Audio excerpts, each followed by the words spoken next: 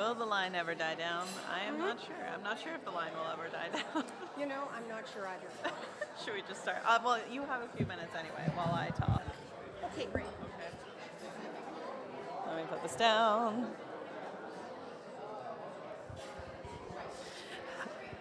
All right, so hi everyone. I am back.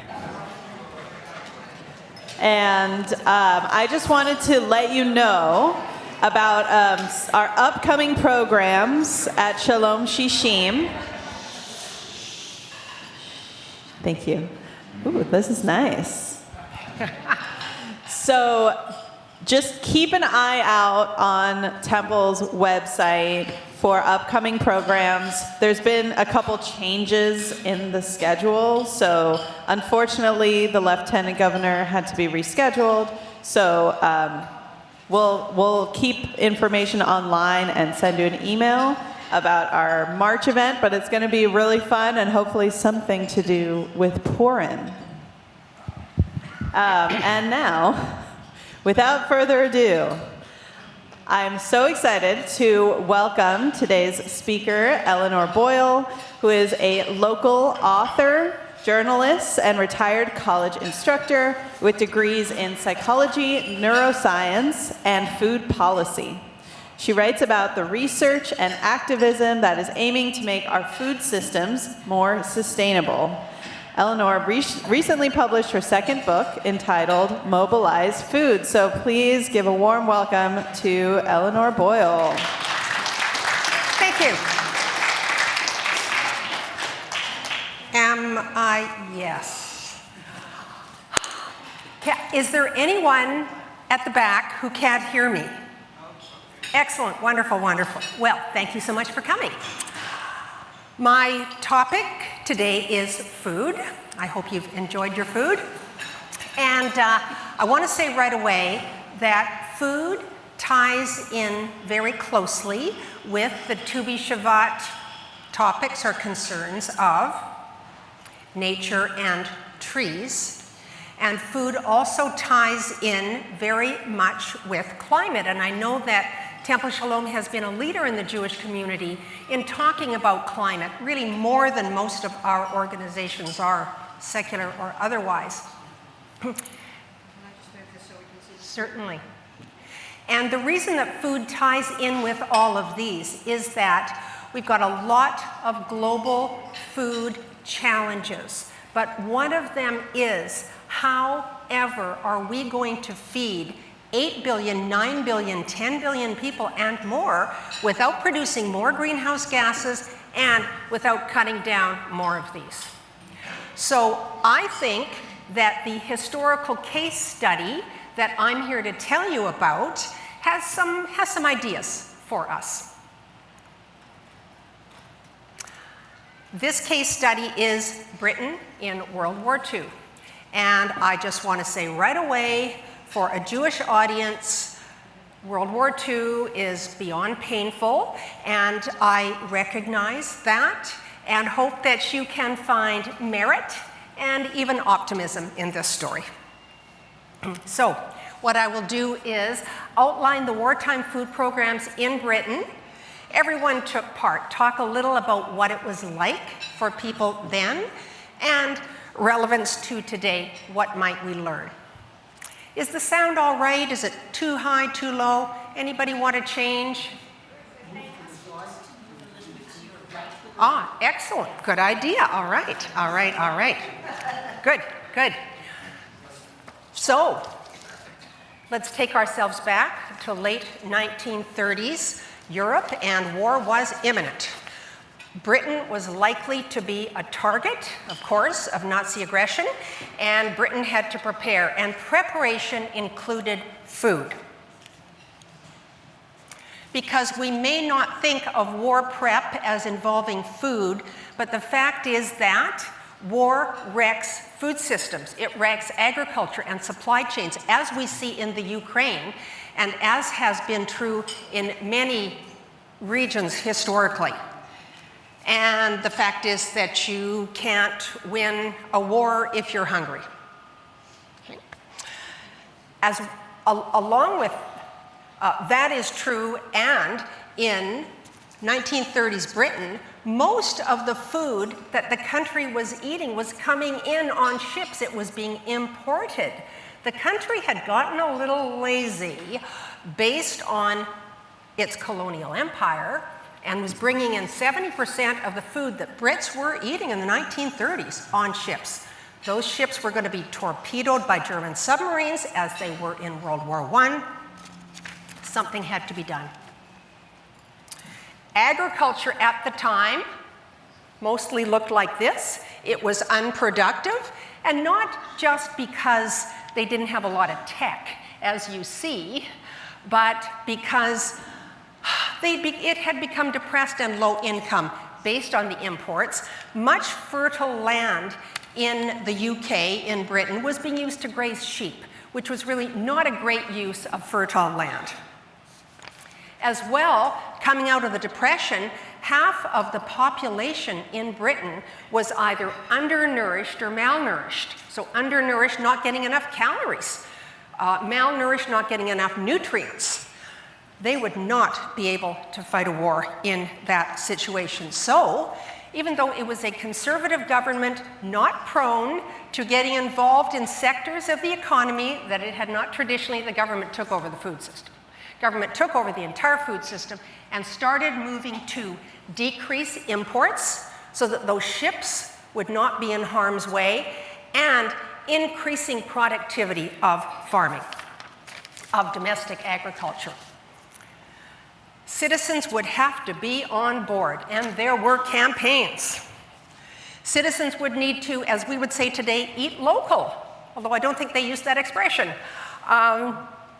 They would need to let their shopping help our shipping. Farms would need to implement productivity targets. They would have to have high yield targets, and for that they would need a lot of labor. A lot of the farm labor was off to war. Women were encouraged to come and join the Women's Land Army, and many, many did, to plow the fields, plant more crops for people than livestock, because part of the plan of the government to feed as many people from domestic agriculture as possible was to cull some livestock over time, because it is an inefficient use of agricultural land to feed crops to animals, which then get eaten by people. So, more crops for people. So for women, of course, women's lives changed tremendously, as many of you will know. During the war, many of them had never worked outside the home. But this was a real, it made women, it allowed them to discover competencies and skills that they had never had before. There were a couple of funny ones. One of them wrote about being very good at rounding up farm pests. Her job was as a rat catcher. So, and not just on the farm, but all over the country, everyone was encouraged to get an allotment garden. And I know that there are a few of you here who were there during the war and who had an allotment garden. Maybe we can hear from you later. But not only backyards and the tiniest little plot of dirt, whatever you could find, but this is Royal Kensington Gardens in posh Kensington, in London. It was ripped up and made into allotment gardens. And in fact, a lot of the royal gardens became vegetable gardens. These folks here are probably on their way to work. This is 1942. On their way to work, they're probably tending their allotment garden. Help win the war on the kitchen front. There were a lot of terms used. Help fight the war on the kitchen front, the garden front, recognizing the importance of food to war. This is actually, if you can't see the small letters at the bottom, above all, avoid waste. Wasting food actually became illegal in Britain. And there was one story I tell in the book was of a woman named Mary Bridget O'Sullivan who lived in Bristol and was caught feeding bread to birds. And she was fined 10 pounds when the average weekly salary was 6 pounds. And of course, the iconic wartime food program was rationing. It was very important that everyone followed the ration rules as well as they could. There were there was a little black market, but honestly, the black market in Britain was tiny compared with the black market in continental Europe, especially in occupied countries, and we can talk more about that later. But it was important that for scarce foods that were desirable, everyone be able to share them, and rationing was all about fairness. It was all about fairness. There was skepticism when rationing was first introduced, but polls soon showed that most of the population approved of rationing during wartime because they could see that it assured them of some sugar, some butter, and apologies to a Jewish audience, some bacon. Okay? And in fact, there's actually quite a few references to pigs and bacon in this story, for which I apologize. A lot of people, one of their favorite posters, and if any of you have seen Foyle's War, it's a few years old now, but a wonderful, wonderful series. They often have this poster up. We want your kitchen waste, pig food, and what everyone was supposed to do if they had any scraps left over from dinner was someone in the family walk down to the street corners, scrape the food into the pig bin, which would be used for the garden chickens, pigs in Hyde Park, etc. So messaging was really, really important. Getting the message out was really important. Making people enthusiastic about these food programs was really, really important. Use spades, not ships. Grow your own food. In fact, this is one of the wartime posters that was considered really interesting for aesthetic reasons as well as for messaging. This one was designed by a European refugee, undoubtedly Jewish, who got to Britain early in the war and became a designer to help Britain win the war. Dig for Victory, another classic that some of you may have seen. This is actually one of my favorites. A clear plate means a clear conscience. Don't take more than you can eat. And what I really like about it is that they weren't afraid to use that values language. Listen to your conscience.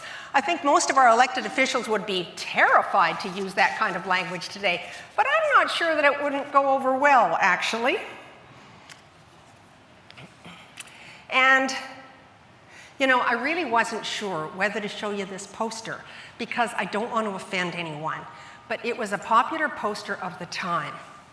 Better potluck with Churchill today than humble pie with Hitler tomorrow.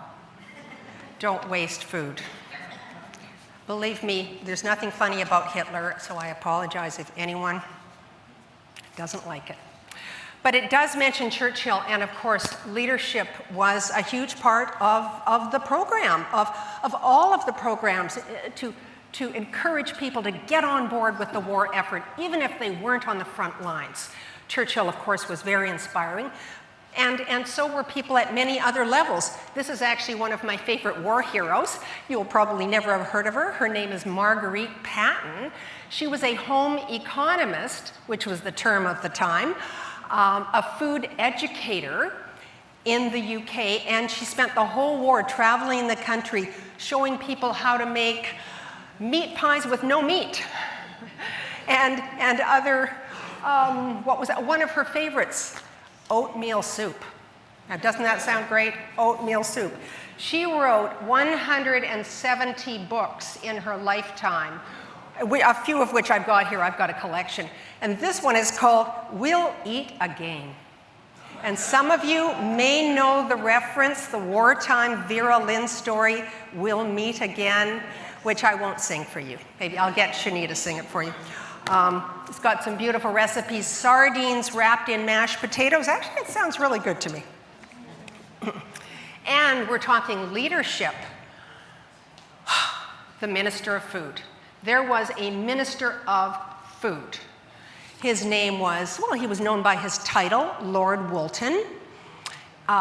Sorry, it's not spelled there. It's sort of not easy to figure out how to spell. W-O-O-L, Woolton, Lord Woolton.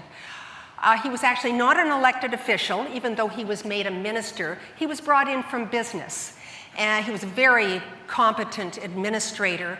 And he also had a real personal flair. Early in his life, he had been a social worker, and I actually get goosebumps when I think about him because he was very warm. He insisted, as minister, he insisted on going on the radio, or the wireless as they called it then, often to speak to people and tell them why the rations this week for tea, or something much loved like tea, had to be cut this week, and he'd explain why.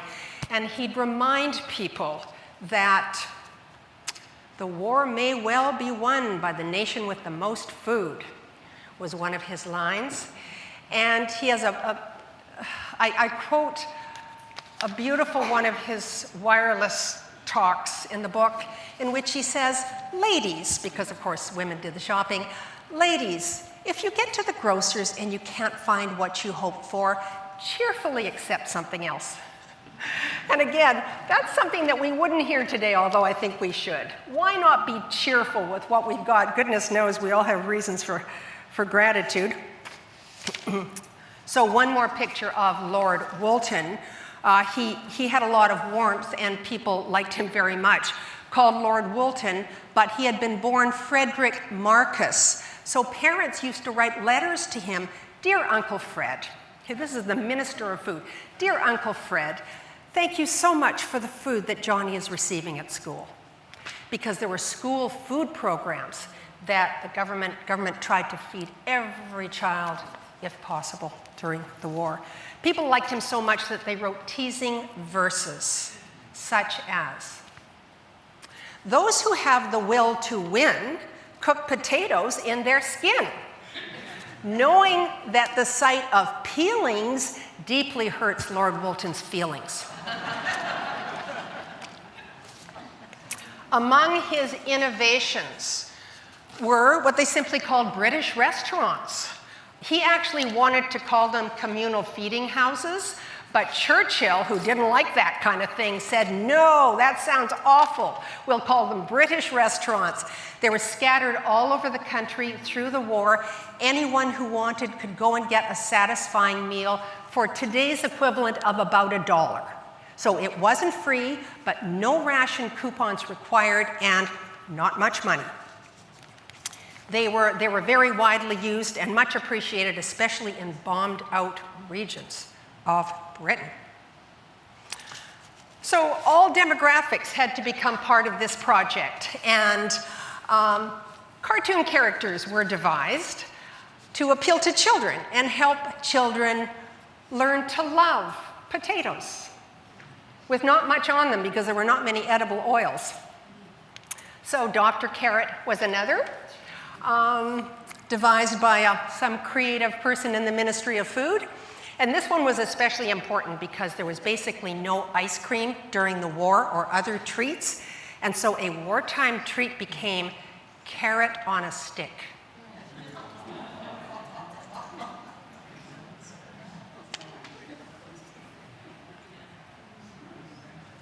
Pretty great. I've wondered what became of her. I'd love to know. Older children also were involved. Really, everybody eats, so everybody had to be part of this grand food project. Look at these older children. I find this very poignant. A house in their neighborhood got bombed out, so they set to work making it into an allotment garden to grow more food for neighbors. Homemakers everywhere improvised. This pie was called Woolton pie after Lord Woolton, and it is a meat pie with no meat. Lots of other wartime recipes. Homemakers made banana cream pie with no bananas and no cream. And I find from looking through the wartime recipe books that what they used for bananas was parsnips. And if you cook a parsnip, it actually tastes a little like a banana. Food was not the only thing that was rationed. Of course, fuel was very much rationed. And there were all kinds of fuel-saving tricks that I really think we should do today. In fact, I might do this one. It's called a hay box. And you take a wooden box, you put hay or old blankets in the bottom. You've got your carrots and potatoes and whatever you're cooking on the stove for just enough time to bring it to the boil, put a tight lid on, put it into the hay box with more hay or blankets on top. It continues to cook without more input of heat.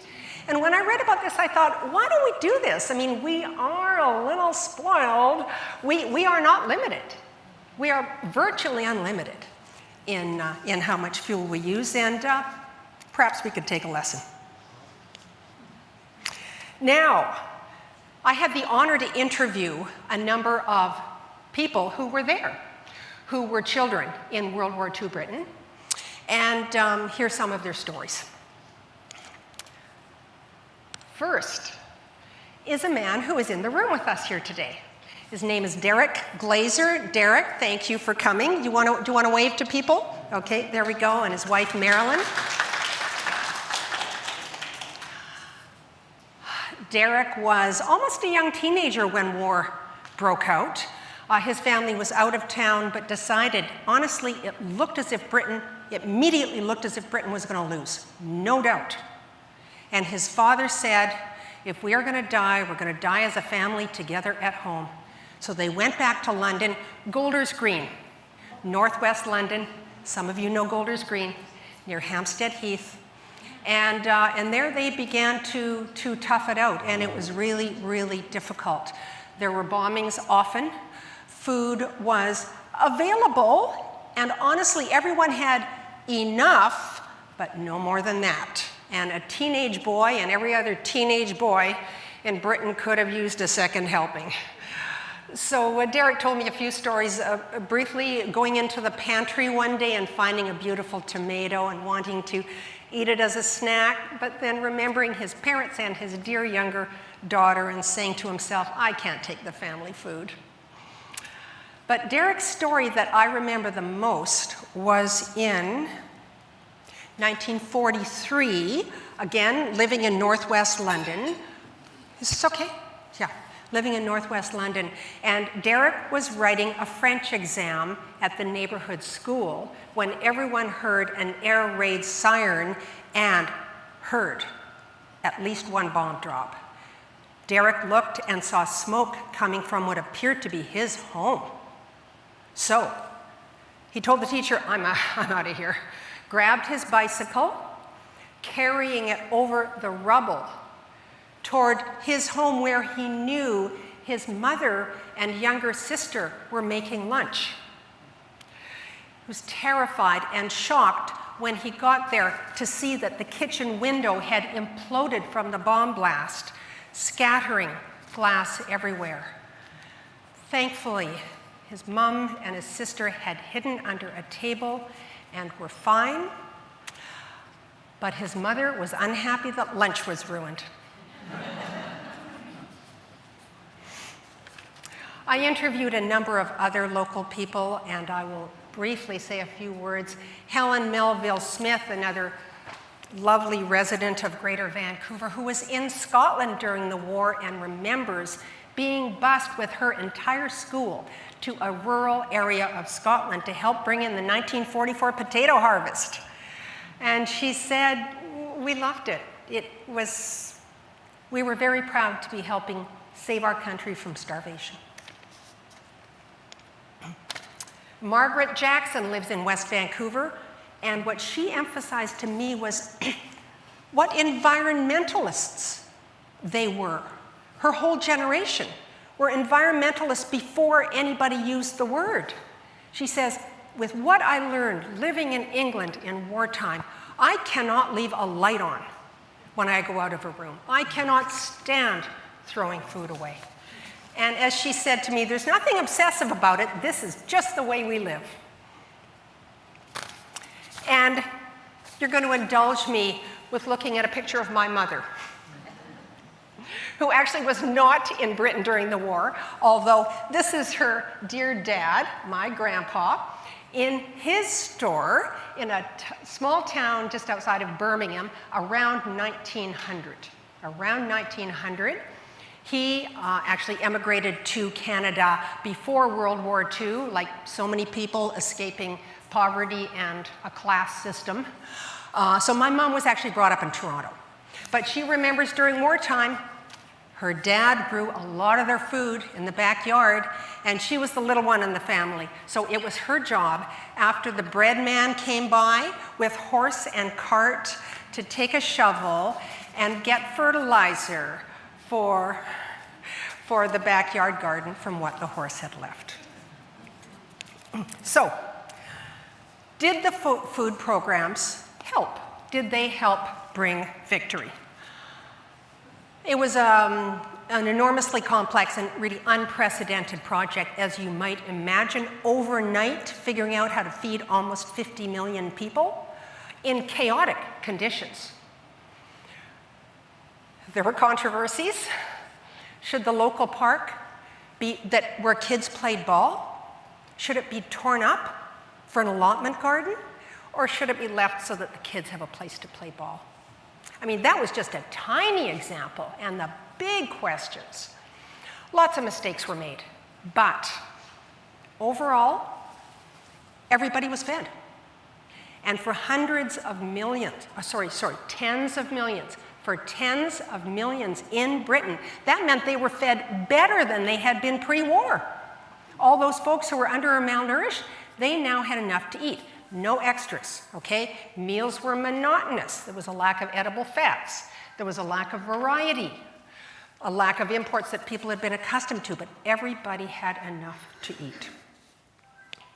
It was very hard work. Everyone worked in their backyard gardens. There was double daylight saving time to allow people to work in their backyard gardens until 11 o'clock. But the basic aim was achieved. Agriculture in Britain was also revitalized to the point where Britain could then help feed a devastated Europe after the war. And what British agriculture found during the war is that they could feed more people than they had previously on roughly the same amount of land. And that's important because we're talking about land and how not to cut down trees. How can we feed more people on the same amount of land or less land? They did it. And a major consequence of these wartime food programs, as summarized in numerous historical studies, but this overview of public health, published in 1946, is that for all the people who didn't get killed, they got healthier. They got healthier. Diabetes was down. Tuberculosis was still a scourge. It was down. Okay? Heart disease improved population-wide. Maternal and child health was much improved. You know, in the 30s, it was not that uncommon for women to die in childbirth. That improved enormously. Child health improved. So kids were no longer as likely to be skinny and frail. They're not going to be overweight, but they could learn better. They were less vulnerable to disease. And no ice cream, so the kids had fewer cavities. And one of the things I found really fascinating is that the wartime food programs were not for sustainability. I mean, nobody used the phrase. They weren't even really primarily for health. But look at what they ate. They ate more vegetables, they ate more in-season foods, they ate more of what we'd call today eat local. Less meat, less processed foods, less sweets, and with way less waste. And that is basically today's definition of a sustainable diet.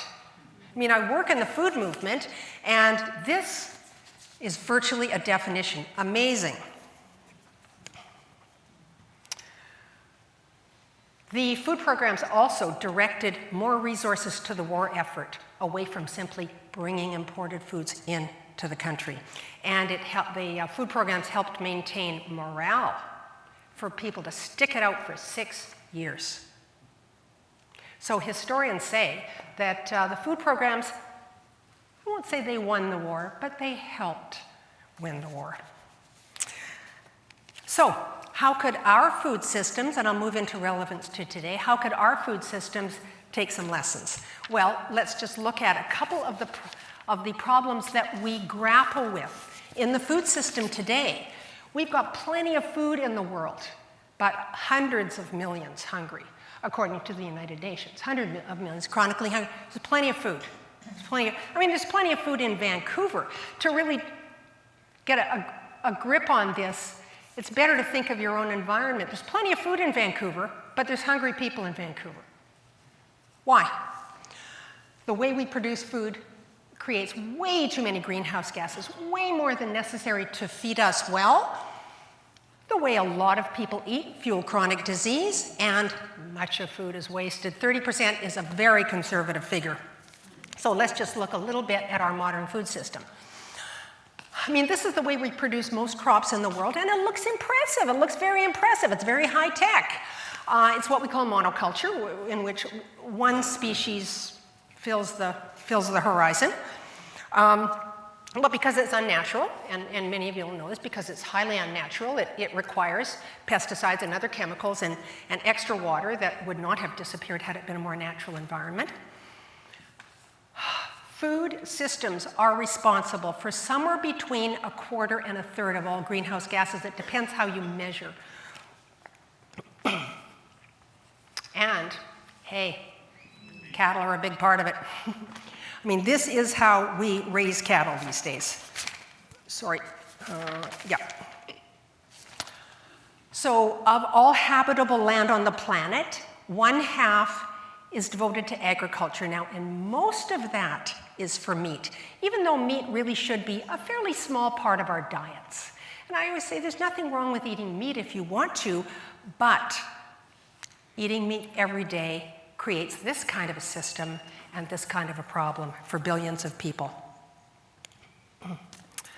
Now, we talked about Tu B'Shavat, trees, nature. This is the Amazon rainforest, I'm sorry to say, which continues to come down. There are all kinds of international discussions about how to stop rainforest, how to stop deforestation in the Amazon. It continues, and most of the deforested land is used for meat production.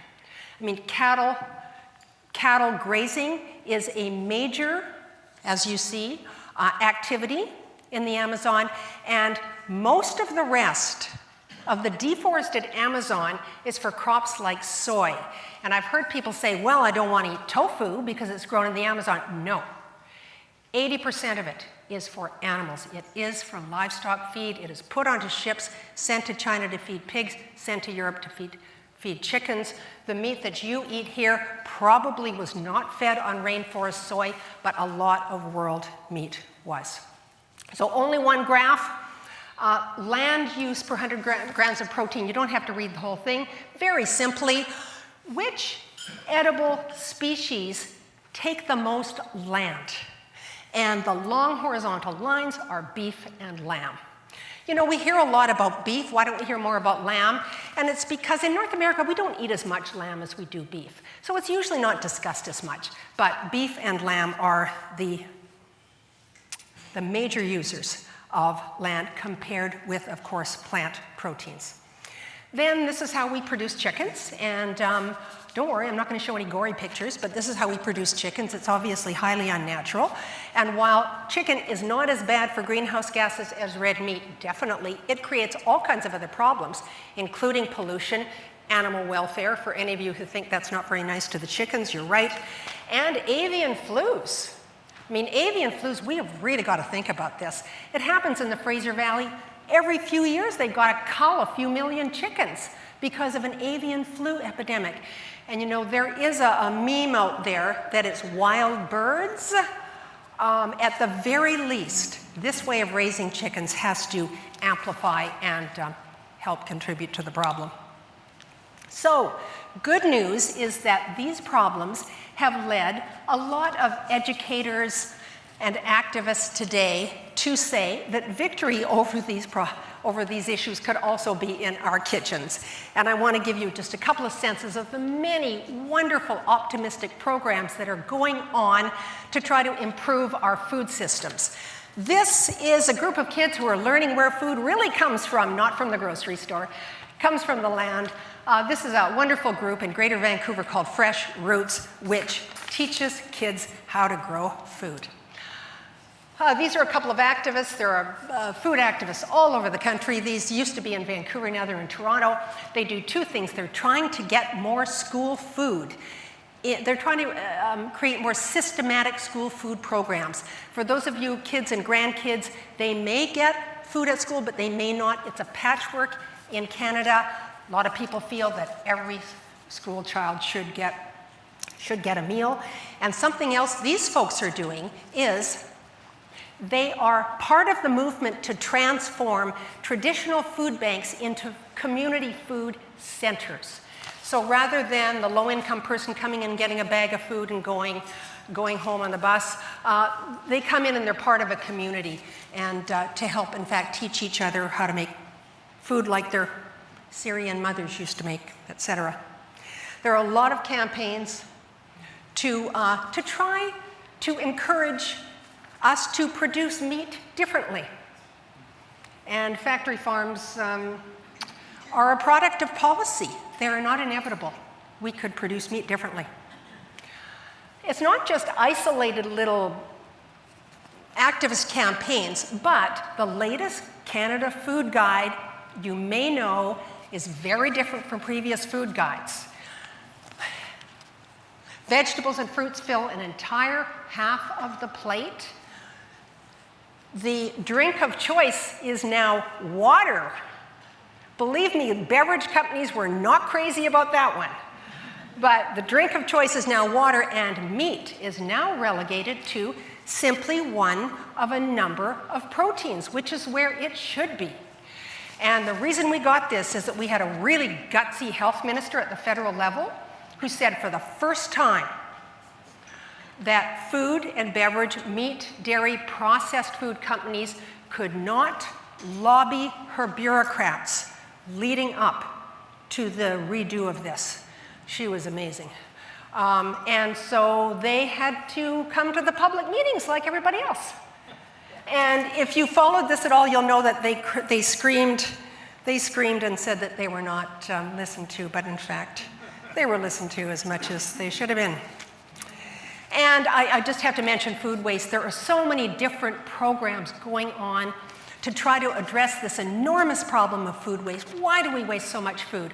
In the developing world, most of the food loss and waste is at the production stage. There isn't always the infrastructure to store food properly. In countries like ours, places like Vancouver, most of the food waste definitely is at the retail level, by which I mean restaurants, you know, half a steak that you leave and goes into the garbage, restaurants, grocery stores, and our households. And ways to tackle it, very, very difficult. Some of it's structural. I'll give you a quick example from a UK activist. Green beans in the UK are sold in plastic containers, and they're this long, but a lot of the green beans are this long. So a third of them gets chopped off and thrown into the garbage. There are things we could do to improve the situation. And there's a very exciting series of programs in Brazil that they've had for years called Fome Hunger or Zero Hunger. Brazil decided a long time ago to try to feed everybody. And one of the things they do, and this is from a very recent photograph, they have restaurants like British restaurants of wartime, where anybody can go for very little money and get a satisfying meal. They also try to make it fun. At this particular restaurant, the staff play music at lunch. And there have been many, many calls for new approaches in a whole variety of reasons. So as I look at the British wartime food programs and these initiatives that are going on today, I wonder, can we ramp it up? Can we transform our food systems as the British government and citizens did in World War II? Could we transform it to actually feed everyone? Imagine nobody hungry in Vancouver or Canada. What can we do? Now, you could say that wartime was completely different. They were in the middle of a crisis. Maybe we're in the middle of a crisis. They had a crisis, they had bold leadership, which was not afraid to make changes mandatory. Wasting food was illegal, okay? Farmers weren't asked politely to please plow up their field where, sheep were grazing. They were told to. And there were committees in every region that gave farmers, frankly, ultimatums. You've got to feed this many people if we're going to win the war. And today we're not used to mandates. We're not used to being told what to do. But personally, I think that we may need some mandatory changes if we're going to transform our food system for the better. One mandated change that I have actually called for, I've suggested, is I published an article in the Globe and Mail a couple of years ago. The climate crisis is like a world war, so let's talk about rationing. People say we need bold ideas for climate. So I put a bold idea on the table, and I got 850 online responses, most of them calling me a communist. Okay.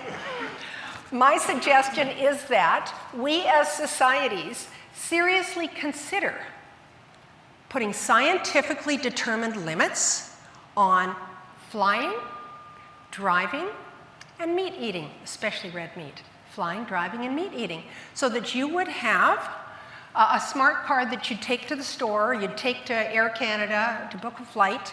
So you'd have to pay, but you also get some points taken off, so there's only so many steaks you can have in a month. There's really nothing radical about rationing. We ration everything already, mostly by price. You can't have anything you want. Okay? You can only have it if you can pay for it. Or there are lots of other examples. You go into the emergency department, you don't get seen first come, first serve. It's triage. They want to know if anybody's having a heart attack before they handle your broken arm. It's triage. It's a form of rationing. There are so many examples. If you want to hike the West Coast Trail or the Grand Canyon, you can't just go and start hiking. You got to get a permit because they're protecting the ecosystem. They only want so many people there in a given period of time. So I argue that rationing is not actually all that radical. While we think about possibilities like that, we can all eat just like they did in wartime, and don't worry, it can have actually more edible fats than they did. You can have a few more calories than they did, but we can eat a sustainable diet, which is more vegetables, more in-season fruits, more local, less meat, less processed, and with less waste. And in that process, we will be saving a few trees. Let me just read one paragraph from the end of my book, if I could. From the day I first heard the story of the ambitious food campaigns in Britain, I was deeply touched. The more I've learned by delving into 1940s Britain, the more it has stirred longings in me for something better in our food systems. Britain's story offers irrefutable evidence that people are capable of astonishing contributions when circumstances call them to it, and when they know that they are facing a mighty challenge together. It suggests that we can adapt and transform forces of modern life that create too many greenhouse gases, too much unhealthy food, too much stuff, too much waste. It's made me believe that we all have more capacity for greatness than we might believe. So I will thank you there and invite comments.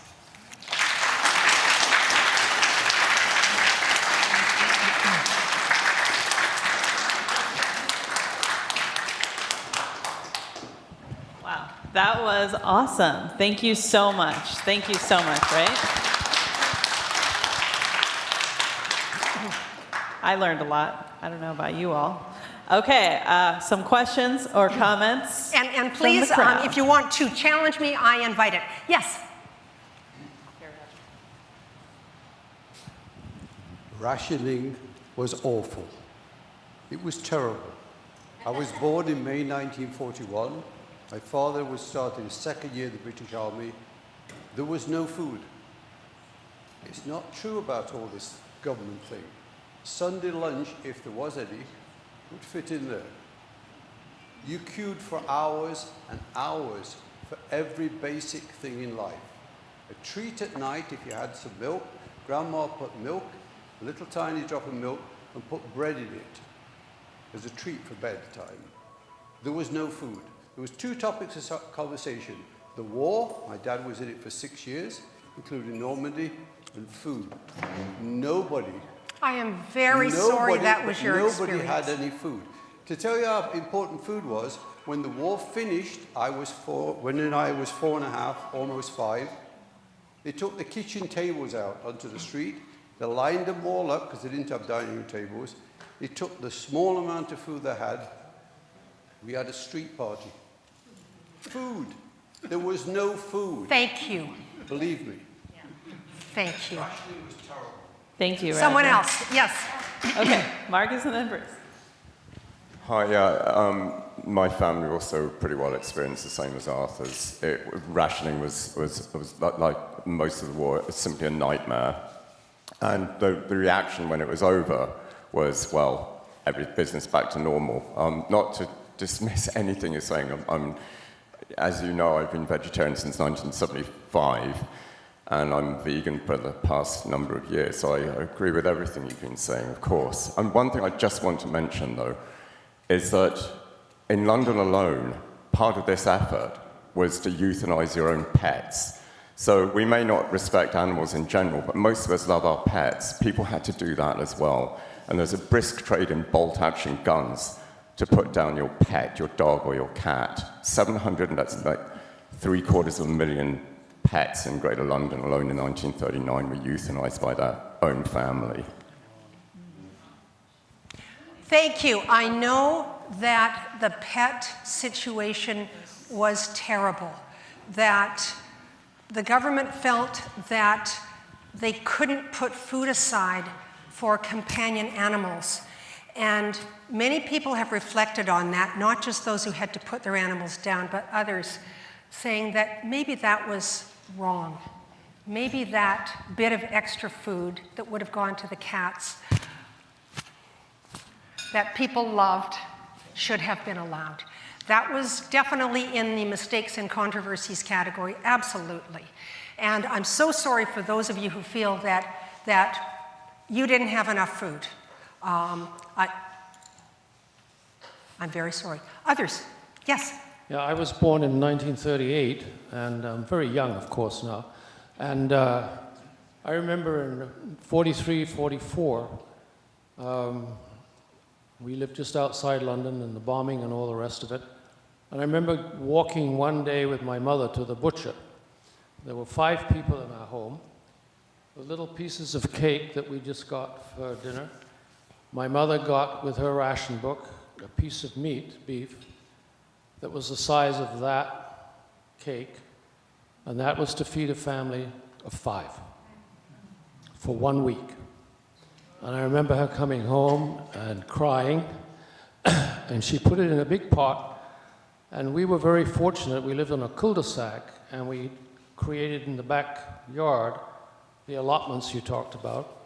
I forget exactly what vegetables my parents grew, but they also had built a chicken run. So we had a chicken house or coop or whatever you called it, and the whole neighborhood bartered.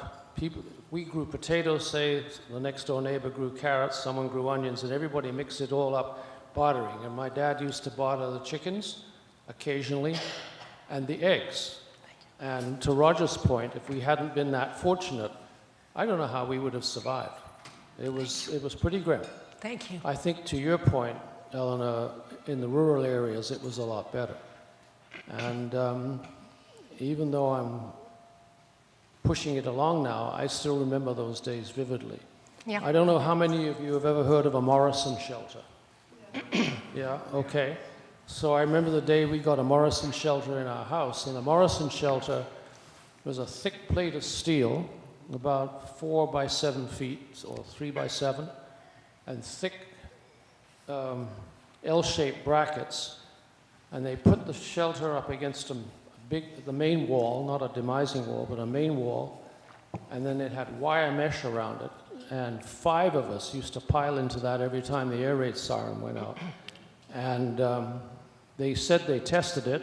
We were fortunate we didn't have to test it. But the house, if it was hit, could collapse on top of that, and with luck you would survive. Thank you. And it was grim, and I Thank still you. think about it. Thank you. Thank you. Others? Yes. I would like to put more emphasis on the health benefits that people had as a result of the food that they were able to eat during the war. I mean, I know that I grew up believing that dairy and animal products, meat and rubber were really important for my health, but I have learned a great deal since then.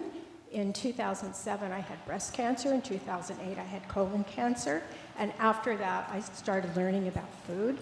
And I have learned that the healthiest diet is the whole plant food diet, and that we do not need animal products in order to be healthy, although you have to be a little bit careful. But then again, it is based on independent science. It's not based on the distorted science that's produced by the animal industries and the dairy industry and whatever. Thank you. And I would encourage everybody to put more Thank fruits you. and vegetables on their plates. Thank and you. I was thrilled when the Canada Food Guide came out. And if anybody has any interest in learning more about this, I have a slew of resources available Thank that you. I am happy to send anyone to their email. Thanks. Thanks. Thank you. Thank you. Yes. In the back. Hi, you didn't actually say what the average rationing for an adult was during the war. And I agree with Roger, it was not sufficient. And there was a huge difference when we were billeted in the country. It was actually a small market town. They had a big garden. We kept rabbits, we kept chickens. The youngest 14-year-old worked on a neighborhood farm. We got stuff from that. The oldest son was not called into the army because he was an epileptic, and he had a huge allotment. Nobody called them allotment gardens, just allotments. And then we went back to London, 8 floors up, in the middle of London, bomb damage all around us, and then rationing was a very different story. And yes, there was a good deal of black marketing going on. Big difference between the rich and the poor, who still managed to eat in hotels. People like my mother could not afford to take us to a British restaurant. So Roger's got good memories, and so have you. That's a very rosy picture you're painting. Sorry, Eleanor, but it is. Thank you. Thank you. Is there someone over here? Other comments or questions? Does anybody want to stand up for me? That was a joke. Here. Here you go. Hi. I just have something that came to my mind. My father was in the Army, and he ended up getting TB, and he was in a hospital, so my mother and I had to move in with my grandparents, and this is in New Westminster. And I recall going downtown with my grandma to buy groceries, and her groceries were rationed too. She had to use stamps to buy everything. And if she only had one stamp to buy meat, then she could only buy a little tiny piece of meat. That just came to me while I'm listening to all this. Thank you.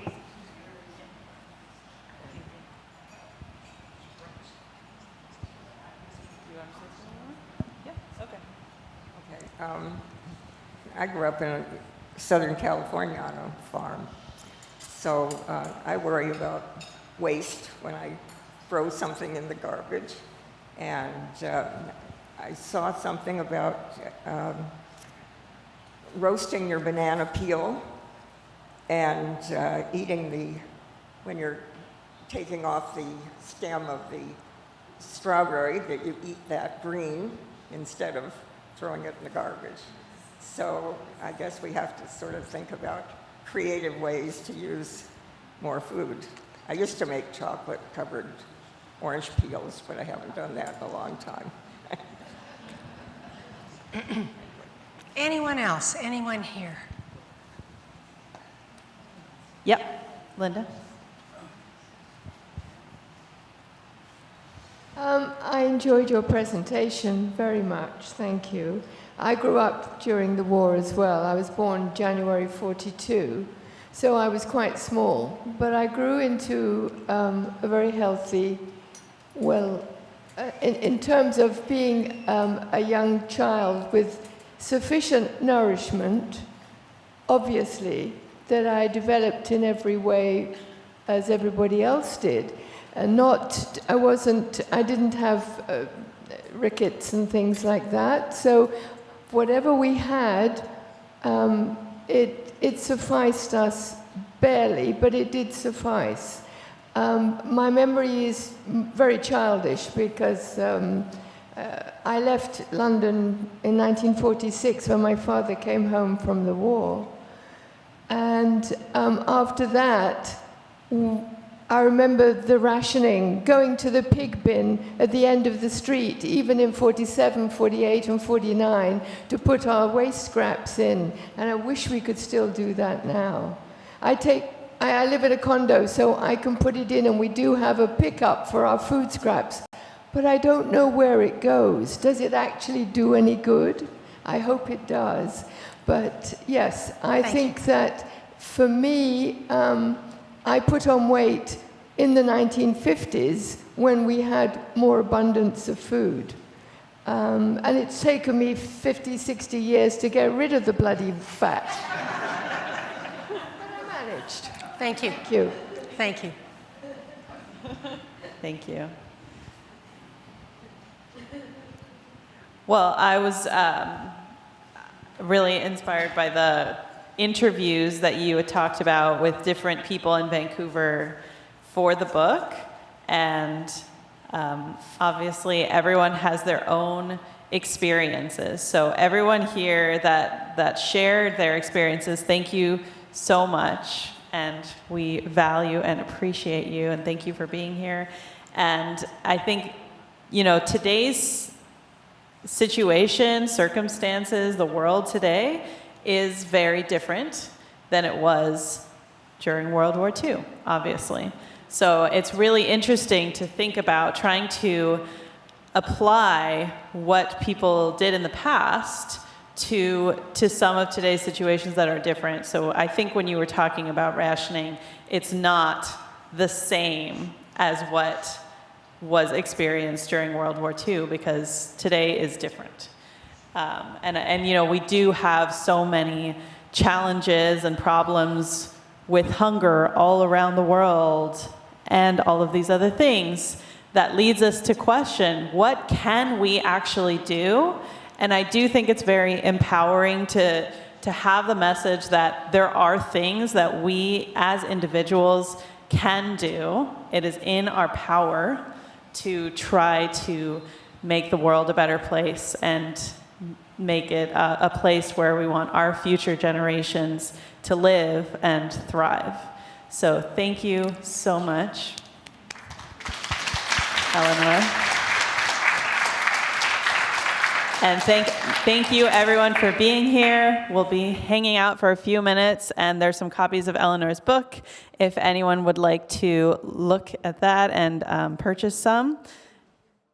And thank you again. Thank you. And Tu B'Shvat Sameach, everyone.